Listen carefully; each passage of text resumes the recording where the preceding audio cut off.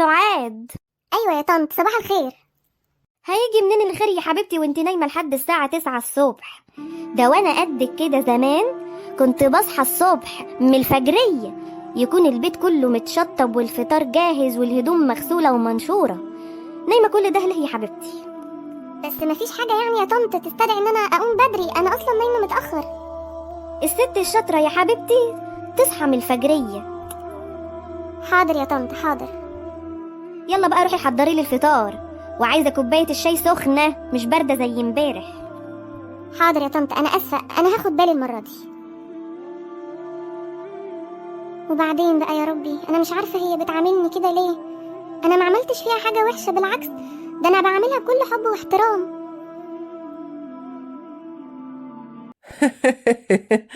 دمك زي العسل يا ماما. امال طبعا، ده انا دمي زي الشربات. انا حضرتلك الحمام يا ماما زي ما انت طلبتي، وروقتلك اوضتك وعطرتها كمان، ما تخافيش ان شاء الله هتعجبك.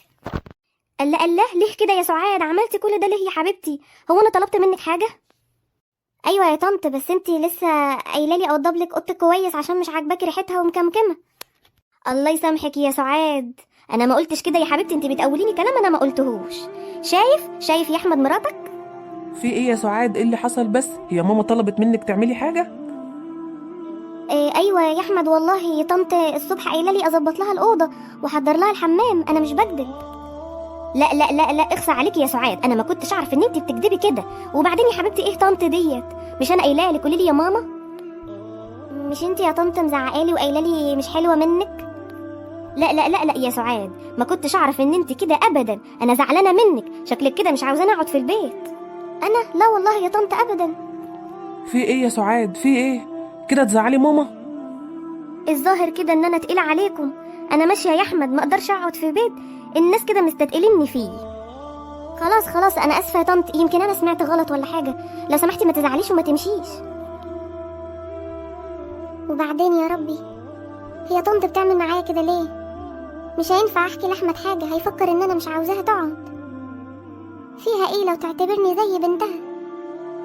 مالك يا ست الكل قاعدة زعلانة كده ليه؟ انا هحضر شنطتي وماشيه، انا مش هقعد في البيت ده ثانيه واحده. ليه يا ماما؟ ايه اللي مزعلك يا حبيبتي؟ مراتك مش طايقاني في البيت وكل شويه مبهدلاني، انتوا مفكريني الخدامه ولا ايه يا ابني؟ ظهري اتقطم والله وتعبت، وهي طول الليل والنهار قاعده قدام التلفزيون وعلى النت. معقولة يا ماما اللي بتقوليه ده؟ سعاد مش كده ابدا، دي بتحبك جدا. يعني انا كدابه؟ انت بتكدب امك؟ ما انت لو كنت سمعت كلامي واتجوزت بنت خالتك ما كانش حصل كل ده. خلاص يا ماما، هدي نفسك، انا هتكلم مع سعاد.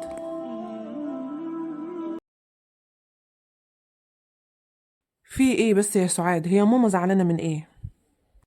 صدقني مش عارفه اقولك ايه يا احمد، طنط من ساعه ما جت وهي عندها تصرفات غريبه، ودايما شايفه ان انا ست مهمله، وكمان مهمله معاك ومقصره معاك.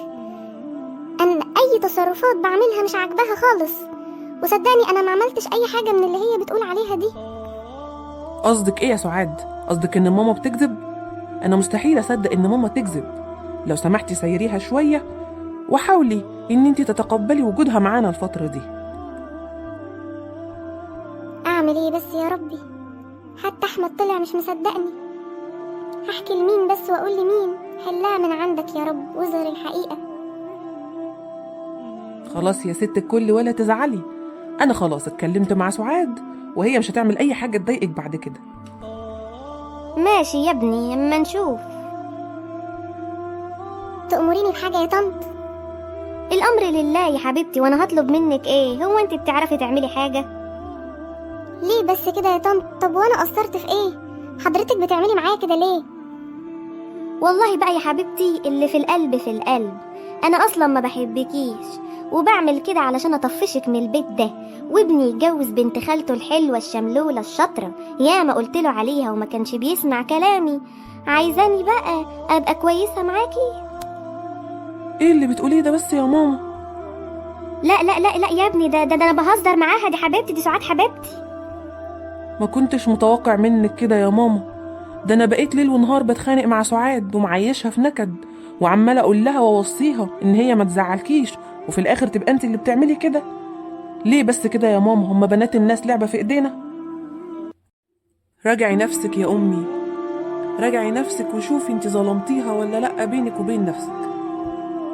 حقك عليا يا سعاد، ما تزعليش مني حبيبتي،